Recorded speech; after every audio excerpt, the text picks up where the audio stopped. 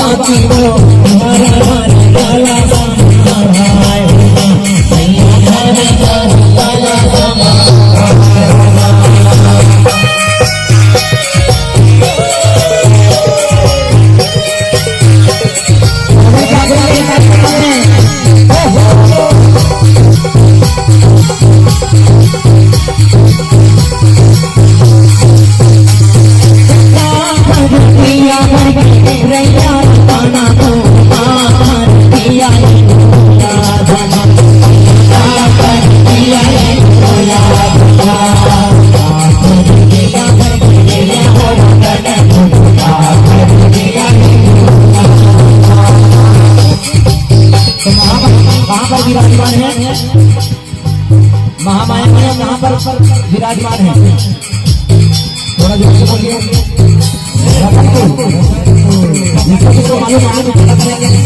सबको मालूम, लेकिन बोलना कोई नहीं आ रहा है। आइए भजन की आखिरी कड़ी में एक ताली बजा दो। सभी कहिए कहना क्या?